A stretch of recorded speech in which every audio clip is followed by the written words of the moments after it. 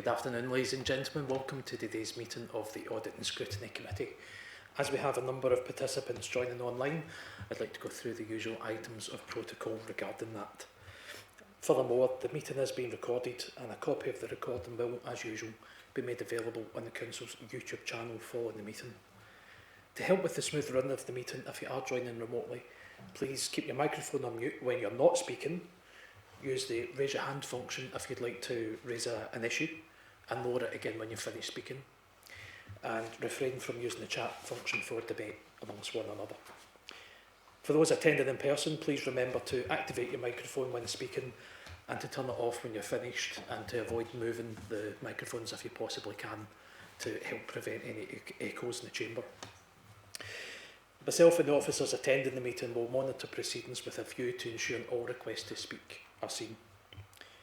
To introduce the officers attending today's meeting, we have Louise Pringle, Director of Business Operations and Partnerships, Kirsty Stanners, Head of Finance and Chief Financial Officer, Paul Parsons, Corporate Finance Manager. Leslie Bairden will be joining us later on. She's the Chief Financial Officer for the Integration Joint Board. Alison Ballino, Senior Revenues Manager, Kath McCormack, HR Manager, Ian McLean, Senior Auditor, in addition to Michelle Blair, Chief Auditor, Linda Hutchison, Clerk to the Committee, and also Assistant Democratic Services Officer, Leslie Ann Burns. Leslie Ann Burns. Thank you very much. We're also joined by Grace Scanlon and Laura Pryor from the External Audit Team. I see them online now, it's fine. Okay, that brings us on to the agenda proper. Item number 1, apologies for absence. I've had apologies from Provost Montague, thank you. Thank you very much. Item 2, declarations of interest.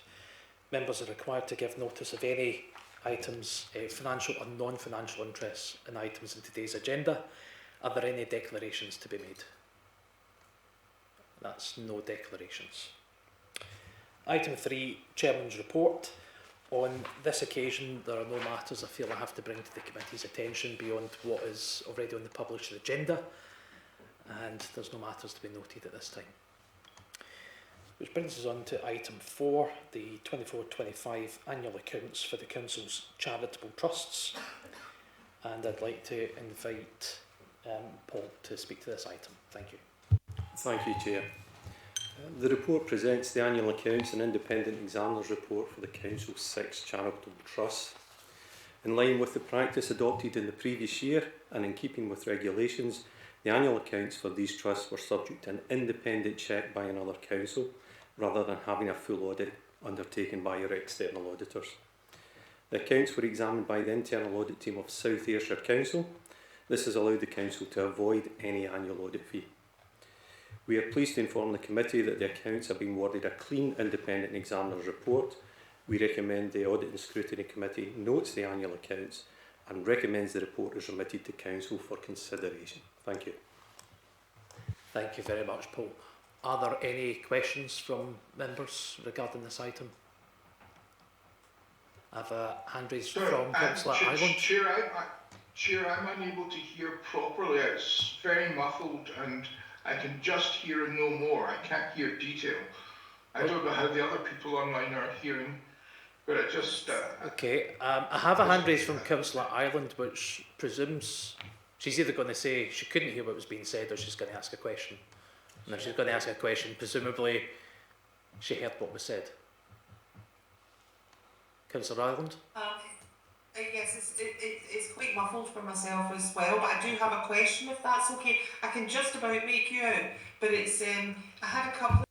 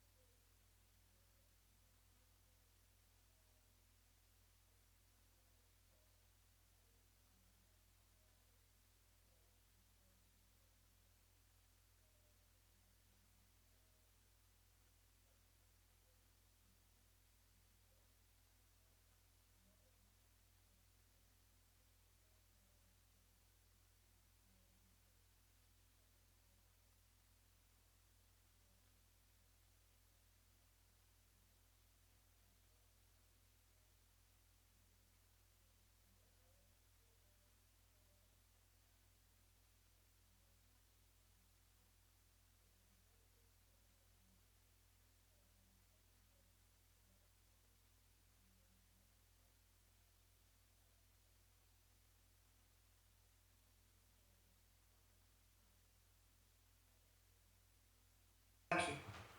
Thank you very much. Before I bring in a member of one of the officers to answer your question, can I just check in with Councillor Edlund that you heard Councillor Edlund's question okay? Because you may wish to adjust the volume on your device. I heard Councillor Ireland's comments and questions. Unfortunately, I'm still hearing what you just said just now, quite muffled and indistinct, and I have a question to ask myself. I don't know if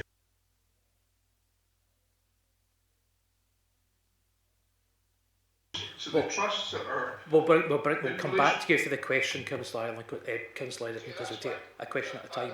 I just wanted to confirm that you had Councillor Ireland okay to try and troubleshoot your issue.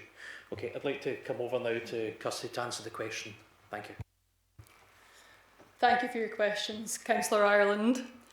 In terms of the first one, we have made a payment from one of the trusts in this current financial year, so you will see a payment being made, albeit it's only one. You are right, it is tricky because these trusts were set up in many cases many decades ago with a very specific set of conditions attached to them, which were perhaps more relevant in that era and are more difficult for us to meet now. When we do tend to get interest in them, it often comes from people who've had contact with council officers in some way, who've tried to steer those members of the public to the trusts. It is a thorny issue because obviously they're not that big. So if we spent money on a large advertising campaign, we may end up exhausting them in one fell swoop. However, I think there's probably a middle ground and I will give it some consideration. So hopefully that answers your first question.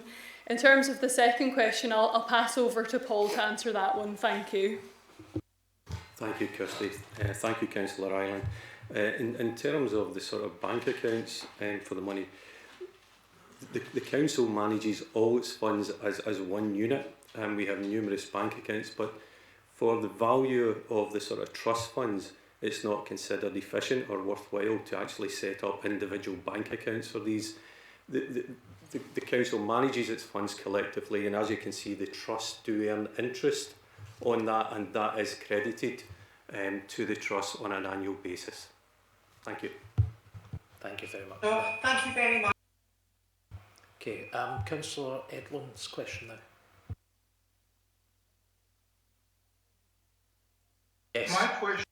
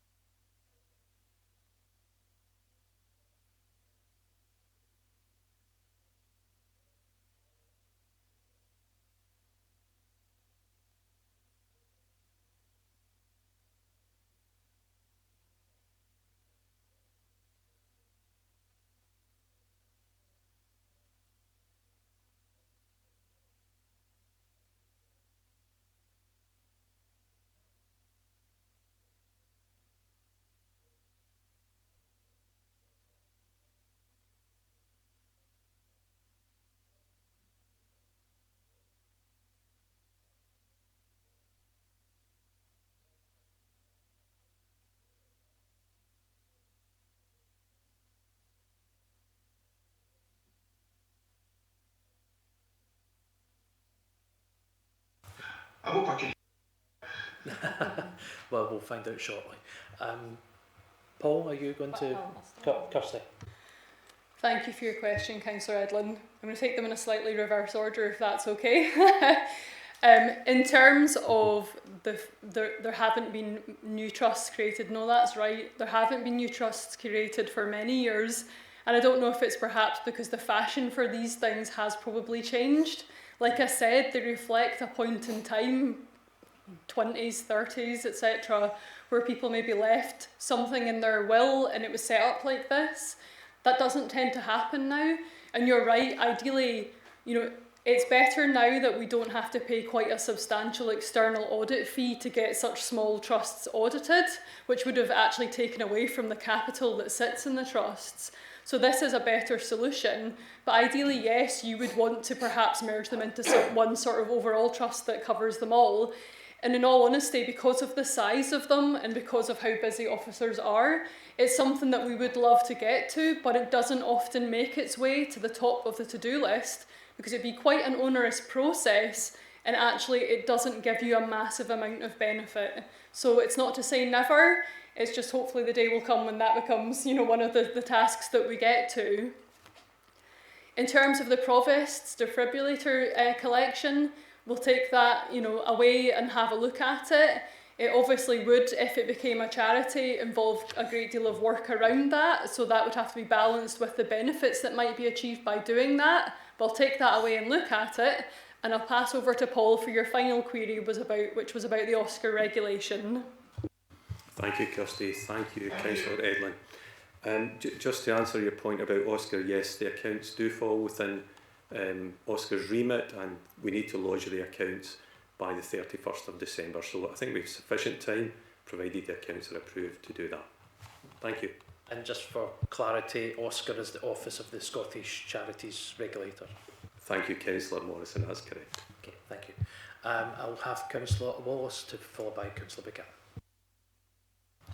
Yeah, just coming back to what Councillor Ireland was saying, it might be an idea. Maybe if councillors were made aware of these trusts, what they stand for, I mean, to suggest that they should all end up with the defibrillator maybe goes completely against what the original trusts were set up for. So I think out of respect for those people who actually set up these trusts, we maybe want to review what they were stood for, maybe let councillors know, and they could perhaps let the local community councils or anybody they actually come in contact with. Yeah.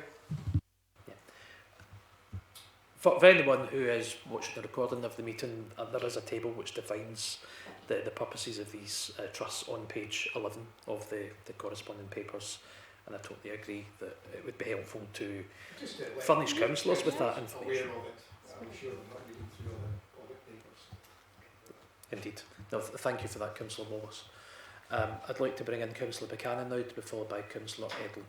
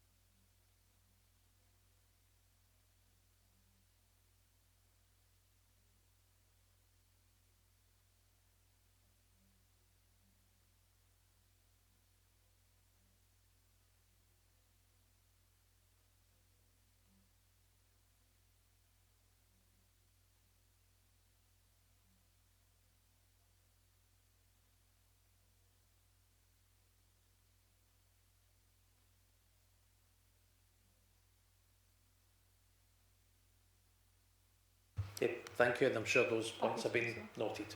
Thank you. Councillor Paul Edlin now.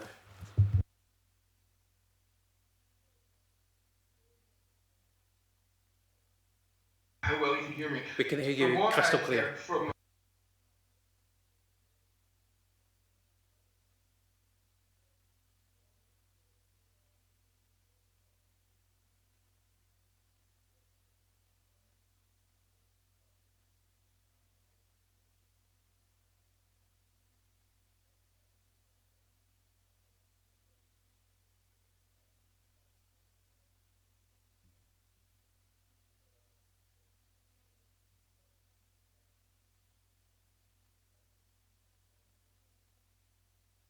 Well, thank you. Okay, I think it may have been the lack of sound clarity that led you to that conclusion from what Councillor Wallace said, Councillor Edlin. However, I'm confident that the issue has been looked at and addressed. Okay, are there any final questions on this paper, or are we happy to approve its remission to full council, which is the recommendation before us? Yeah, agreed. Okay, thank you very much. Okay, item 5 on the agenda is the Treasury Management Mid-Year Report for 25-26, and I'd like to invite Paul Parsons to present this. Thank you. Thank you, Chair. As part of the Council's Treasury Management Strategy, the Head of Finance is required to present a mid-year report on the Council's Treasury Management operations. This is a high-level report showing the Council's debt position, together with graphs showing the movement in investments and borrowing during the first 6 months of the financial year. During the period, new long-term borrowing of £15 million was taken on. The Council has an ambitious capital programme and the borrowing is required to support this. The Head of Finance will continue to monitor the borrowing position and draw down new borrowing when rates are favourable. As part of the Treasury Management Strategy, the percentage of variable rate loans should be no more than 15% of the total debt outstanding. The Council is operating well within this limit and the current rate is 5.5%. The short-term investments have increased. In part, this is a result of the new borrowing taken on in the year, and both expenditure and income can fluctuate daily, and the short-term balances reflect both revenue and capital cash flow movements. The prudential indicators within the report help to confirm that capital investment plans and treasury management decisions are both affordable, prudent and also sustainable. Specifically, the operational boundary and authorised limit for external debt demonstrate the Council is operating well within its limits, with the movement in these indicators resulting from a change to the profiling of capital expenditure. Lastly, the report requests that the attached list of counterparties be approved. There are no proposed changes to the previously approved list. All investments are restricted to UK bodies with high credit ratings, with the maximum period of investment restricted to 6 months.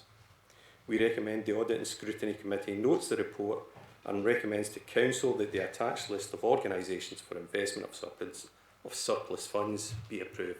Thank you. Thank you very much, Paul. Are there any questions on this paper? If I could ask just a question of clarity, Paul. The last full council approved our new reporting structure for this, so when would our next report on Treasury Management come before the committee? Thank you, Councillor Morrison. The next Treasury Management report, the Treasury Management Strategy, will form part of the budget papers to be considered by Council during February of 2026. That's very helpful, thank you. Okay, if there are no questions at this stage, I would ask for members' approval in that case. Agreed? Okay, thank you. Item 6 is the Council's response to the Audit Commission's Senior Officer Exit Package review. I would like to invite Catherine McCormack to speak to this item. Thank you. Thank you. The purpose of this report is to provide the committee with confirmation that the Council complies with the 5 recommendations set out by the Accounts Commission in relation to Senior Officer Exit Packages. For the purposes of the committee, I'll provide a summary of the 5 recommendations and a response to these. Recommendation 1 was that frameworks for decision making, that the policies in relation to these exit packages for senior officers should be approved by councillors and regularly reviewed. The response to this is the Council's policy on exit packages, including those for senior officers, is subject to approval by the full Council. Regular reviews are embedded in our governance of these processes, and any proposed amendments require Council scrutiny and approval. Recommendation 2. Informing councillors. Councillors should receive a report at least annually that details the number of early retirals and redundancy decisions made in the year, along with the associated costs and savings attached to these decisions. The response. Annual reports are provided to elected members through this committee on costs and number of exits through early retirals, restructures and where payments have been made due to the end of fixed-term contracts. Recommendation 3. Decision making. Council should rigorously appraise individual business cases to ensure the expected savings associated with the retirement or redundancy outweigh the costs, ensuring value for money. The response. A rigorous business case process applies to all exit packages. Business cases require multi-level authorisation, and if any approver manages the affected roles, the Chief Executive is added to the approval chain. This ensures decisions are evidence-based and deliver best value for the Council. Recommendation 5. To improve accountability and assist in monitoring, the cost of early retirement should be charged to the appropriate service budget. The response. Redundancy payments, pension strain costs and added years are recorded on standard forms, verified by finance and reported in annual accounts for external audit. Redundancy costs are charged to the service budget first. If there is insufficient budget to meet these costs, they are moved to a central corporate cost centre. Pension strain costs are also allocated centrally. Recommendation 5. Elected member scrutiny should be involved in approving early retirement and redundancy decisions for senior staff, providing the independent scrutiny that is essential to issues and decisions where there are potential conflicts of interest. Response. All proposed early retirement and redundancy decisions for chief officers are submitted to council meetings for formal approval, with public access restricted where appropriate under the Local Government Scotland Act 1973. Comprehensive reports accompany each proposal, detailing the roles affected along with estimated costs and savings, ensuring independent scrutiny and reducing any risk of conflicts of interest. Council members retain full authority to approve or reject any requests for early retirement or redundancy affecting senior staff. To conclude, the Council ensures its handling of senior officer exit packages is transparent, rigorous and consistent with Audit Commission standards. Thank you. I'm happy to take any questions. Thank you very much. Are there any questions from committee members on this paper? Councillor Wallace.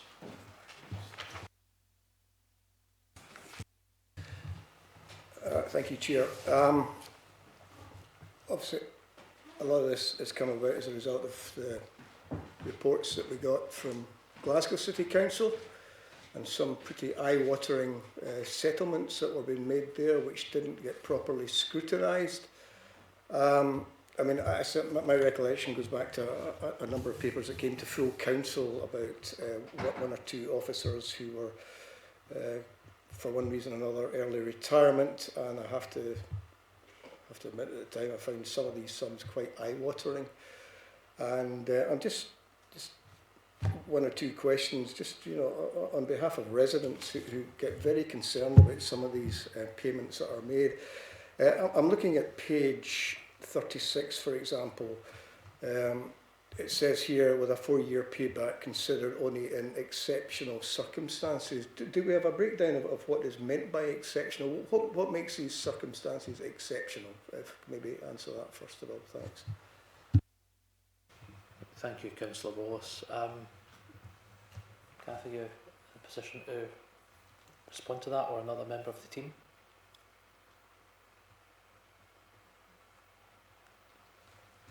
Louise Pringle, thank you. Can you hear me? Thanks, Councillor Wallace, for your question. I think it's really important to put this in context. We have not had, the conclusion to the report states that there have been no senior management exit packages since 2017. So it would be absolutely by exception that anything like that would come forward. While today's paper has been brought forward because of the Accounts Commission paper nationally, and just to give you absolute assurance around that, we do an annual paper to Audit and Scrutiny Committee, which talks about any packages that have been made. And the last paper came, I think, to the last meeting, September meeting, and what we highlighted in that paper was the range of different cases and the very low grade levels, generally as a result of restructures or a result which often come about to make savings or to deal with new ways of working, etc. So really do need to give committee and local residents assurance that this is not a pattern we see in East Renfrewshire, and can really give assurance round about that. Thank you very much. Councillor Wallace? Yeah, it's just to come back to that. It's not, I mean, it only takes one council to be found out, if you like, and it just reflects on all councils and just generally on local government and these quite extraordinary payments that have been made and fortunately have been questioned.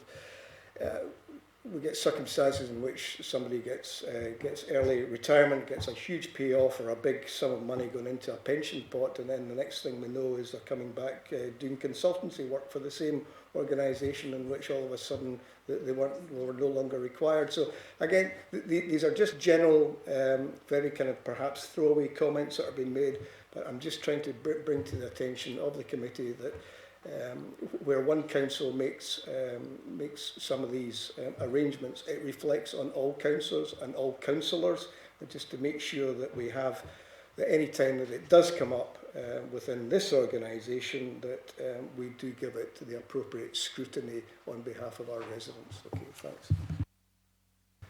Louise Pringle wishes to come back in.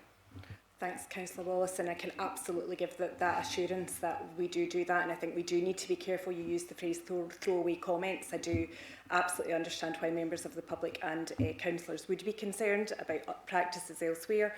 I can absolutely give assurance that those are not the practices of East Renfrewshire. CAS's report outlines the robust business case process in place for all exit packages, and that has a multi-level assurance around it and sign-off around it, and the payback for anything is a 4-year payback period, which is actually it's a 3-year payback period with 4-year only in exceptional circumstances where a broader business case is being made, perhaps as part of a wider restructure. So I think we can give absolute assurance round about that, and I really want to be careful about how this is represented here today to give that assurance. Thank you. Is there anything you'd like to add to that, Kath? Thank you. I would just like to add that in terms of we don't allow people just to return back to the workplace. So say if somebody was to leave, there's at least a 2-year period. So if they were to come back, say as a casual or something like that, but even then at that 2-year period, that would be fully scrutinised depending on what sort of exit it was. If it was, for example, as I mentioned, some people do get a payment for an end of fixed term contract, and that's just based on legal compliance. So in those circumstances, we would then still consider whether we would allow them to come back after 2 years, and they may not have got, we're not talking about people that have got huge payoffs, but we certainly have a lot of scrutiny around anything within that, after that 2-year period even. If I could just add a supplementary question to that before moving on to Councillor Ireland. In terms of the regulatory framework for ex-employees who become freelance contractors, it's just to seek assurance that the Council does that with reference to the IR35 of payroll working provisions, which obviously have provisions specifically for former employees who then become self-employed individuals contracting for the former employer. So just to seek clarity on that. Yes, certainly I work very closely with procurement on anything to do with IR35, and we do scrutinise any people that come on board as suppliers. That's helpful, thank you very much. Councillor Ireland now.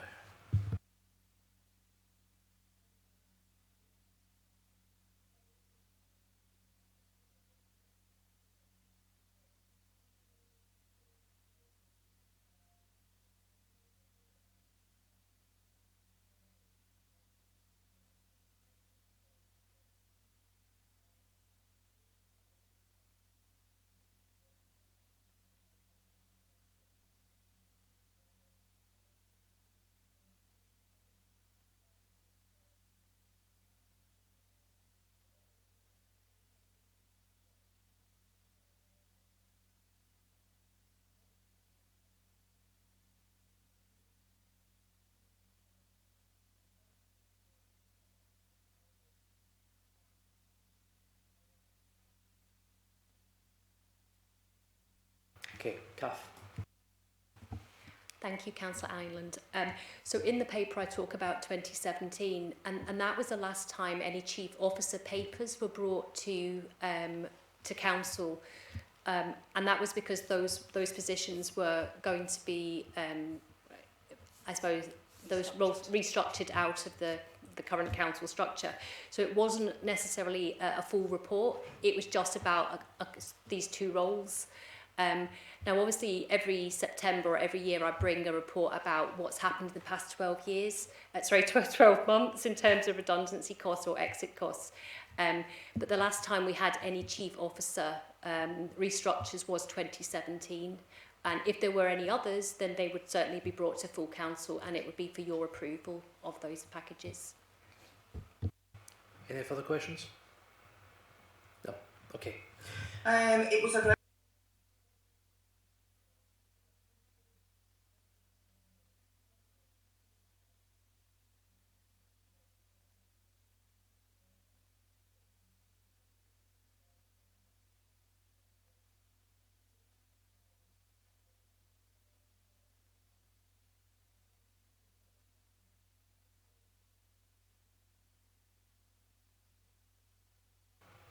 Okay, note your question, Councillor Ireland. And Louise is going to pick this up. Councillor Ireland, Kath outlined, I don't know if you could hear her, that should there be anything future involving chief officers, that does come before council. And we would outline all of the detail at that point, and there is nothing planned like that just now. Thank you. Thank you very much. Thank you very much. I suppose if I can bring a bottom line conclusion to this this report, Kath. The Accounts Commission set out 5 recommendations, and in a kind of one sentence answer, we're adhering to those recommendations, and there's no further action points. Can it be confirmed that's the case? Yes, thank you, that's the case. Okay. Well, in that case, thank you very much for such a prompt response. Considering the Accounts Commission published that on the 14th of August 25, and we're now sitting here 3 months after the event and we're considering this, so thank you for such a prompt response to that. Councillor Wallace. But sorry, it's kind of come to my mind, just to kind of expand it slightly before finishing. How did Glasgow get found out on this? What happened there? What was it about their financial structure that allowed this to go through without councillors knowing anything about it? Do we have any background on that? I don't think any of the officers here would be in a position to comment further on that and what's already been reported within the press, and I'm certainly receiving that. We just check with the clerk briefly. Well, all I was going to say is that the full report was actually circulated to all councillors, but I can send it to you again. I could recirculate it for... No, it's fine. I'll actually check through. Yeah. I suspect anything that's said over and above that would be speculation, which we cannot enter into. Okay, with that being said, we've been asked to note the report. Can I have that agreement, please? Okay, noted, thank you. Item 7 is an update on the National Fraud Initiative, and I'd like to invite Alison Barronneau to speak to this. Thank you. Thank you. The National Fraud Initiative, NFI, in Scotland is a counter-fraud exercise led by Audit Scotland and overseen by the Cabinet Office for the UK as a whole. It uses computerised techniques to compare information about individuals held by different public bodies and on different financial systems that might suggest the existence of fraud or error. It means that public bodies can take action if any fraud or error has taken place, and it allows auditors to assess fraud prevention arrangements which those bodies have. To make the most of NFI, we should be investigating data matches, identifying fraud and errors, and stopping them, recovering any overpayments and improving systems as a result. The most recent exercise has identified 6,000 matches flagged to us through NFI. This is an increase of 3,300 on the previous exercise, and this is due to an additional data set which was provided and the way some data is held in our systems. To date, recovery action has netted in the region of £322,000. The report today gives a broad overview of the NFI process and outcomes and confirms that ERC have a robust and effective approach to NFI. I'm happy to answer any questions. Thank you for that, Alison.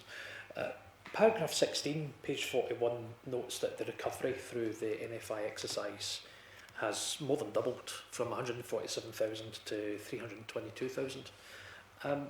Has there been any identified reasons for such a large increase? There's one main reason for the increase, and that's to do with the way that the information on blue badges is being reported. An amount of £794 is now being allocated to any blue badges that are cancelled. So that is really what's driving the increase in the recovery action this year. Okay, that makes a lot more sense rather than the instances of fraud doubling, which was my first conclusion. Are there any questions from committee members on this item? None in the chamber, none, no hands raised online. Okay, on that basis, we're happy to accept the recommendations in the report. Yes. Okay, thank you. Item 8 is managing the risk of fraud and corruption. Fraud response statement 24/25, and I believe Kirsty, you're going to speak to this. Thank you. Thank you, Chair. This report sets out the Council's response to meeting the requirements in the CITFA Code on managing the risk of fraud and corruption, which is applicable to public service organisations. The Code recommends an annual report or fraud statement setting out the fraud and corruption risks relevant to our organisation and the steps taken to mitigate these. Key areas include governance measures around ICT and cybercrime, procurement, and measures around payments, insurance, payroll and HR. You'll be aware of internal audit work on fraud through the Chief Auditor's quarterly updates on fraud contingency, and obviously we've just had the report there on the National Fraud Initiative. Whilst this report provides an overview of the key issues and actions, the broad content does not substantially change from year to year. We take these issues seriously, and the report provides an overview of the measures in place across the Council to address anti-fraud, bribery and theft, and managing the risk of fraud and corruption. It also gives an update on the specific actions taken this year. My colleagues and I are happy to answer any questions. Thank you. Thank you, Kirsty. One question I may ask, it was previously discussed at the committee that a whistleblowing policy would be published online, obviously whistleblowing including the reporting of fraud. Just to confirm, has that now taken place? It has indeed. Thank you. Oh, thank you very much for that. Are there any questions?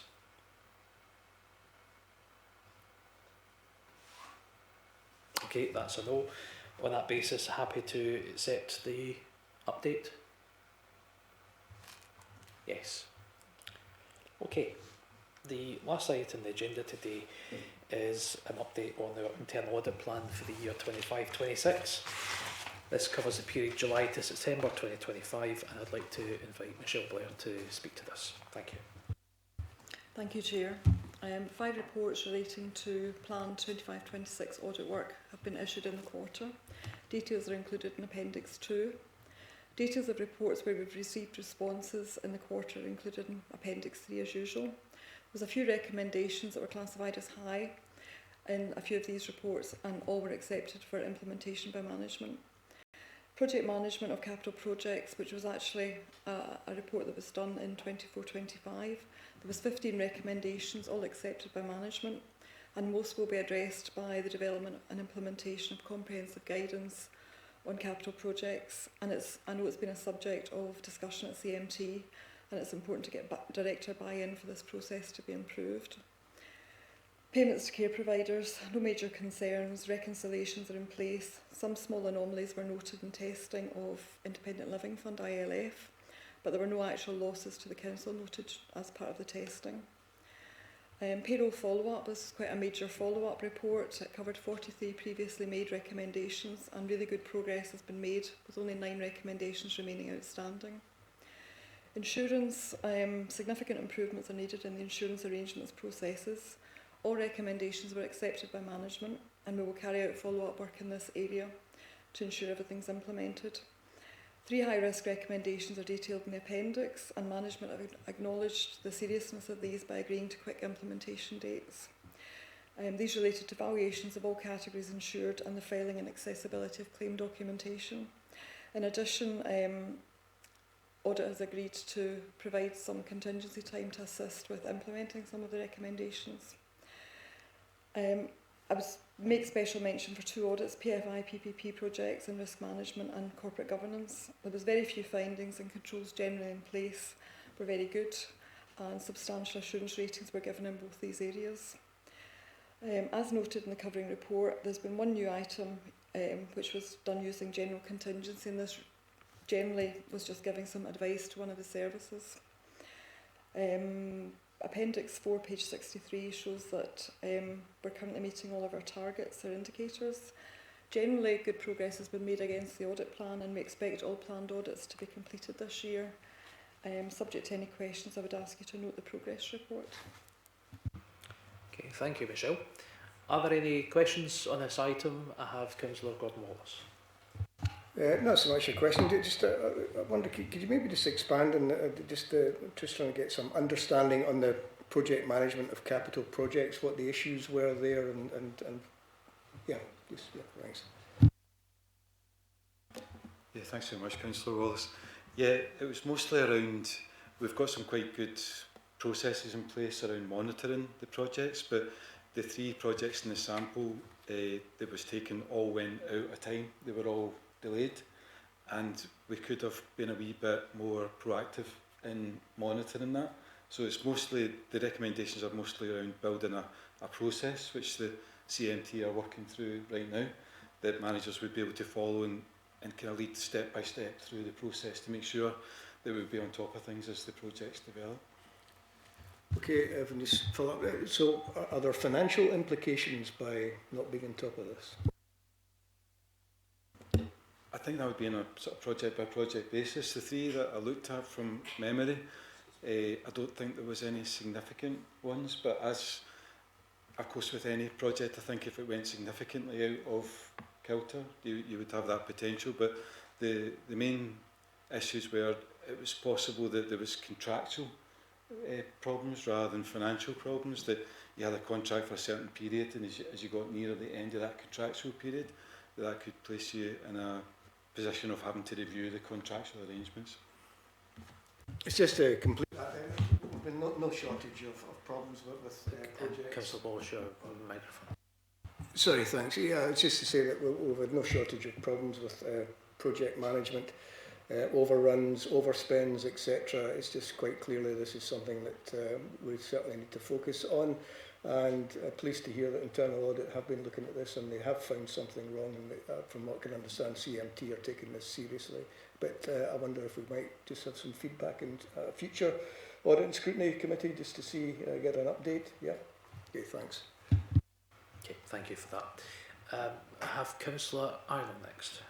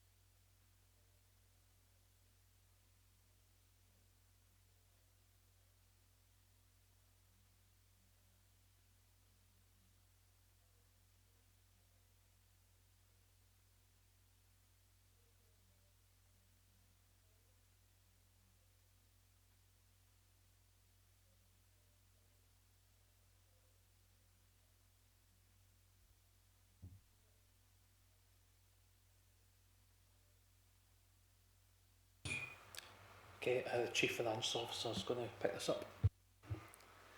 Thank you for your question, Councillor Ireland. This was a really useful audit, and it's always good to get that external look at processes that are being followed, and it is obviously based on a sample. But what that doesn't stop, and I think what's reflected in the management responses to the recommendations, is that this is already an area where a lot of work is being undertaken, and the implementation dates reflect the suite of work that's being undertaken in the round. However, even in the last few months, the project management and the governance around capital has increased substantially in the organisation, As an example, there's a full day capital board that happens every couple of months, run by the Director of Environment, that looks at every project in quite a lot of granular detail. Now that is something that has been implemented in the last year or so, and it's a reflection of how seriously officers are taking this area. So just because there's a timescale that perhaps looks further out, I don't think you should take that as a sign that the officers are resting on their laurels. They absolutely are not. And you've seen that coming forward in the reports that have come to council with the amount of scrutiny that there's been around some of our larger projects. You know, the great progress that has actually been made and the assurance you've been able to be given that those matters have been taken very seriously. Thank you. Okay, any further points, Councillor Ireland? No, that's it. Thank you very much. Thank you. Thank you very much. The question I have is, I suppose, at the opposite end of the spectrum, relating to the audit on insurance arrangements. Now, there were 3 high-risk deficiencies identified. One of those is already noted as being completed, and the other 2 have a timescale of completion for next month, being December 25. That does feel to me, considering the recommendations made, pretty fast. I suppose the question is that realistic, and does that mean that the usual follow-up work will come before us? Louise, you indicated, yeah. Yeah, it's entirely realistic. We look at these dates very carefully before we commit to actions around them. So we take all audit recommendations very seriously. We value the work our audit colleagues have done and the insight that they have given us into these processes based on the samples that they've taken, and we're committed to working in collaboration with them to improve these processes. So this work is already well in hand. Thank you. Okay, that's reassuring to know. Thank you very much. And of course, there will be follow-up work, as is usually the case with the internal reports. Are there any further questions at this stage? Okay, on that basis, I'll be happy to accept the report before us. Yes. Okay, with that brings us to the end of today's meeting. Thank you for your attendance.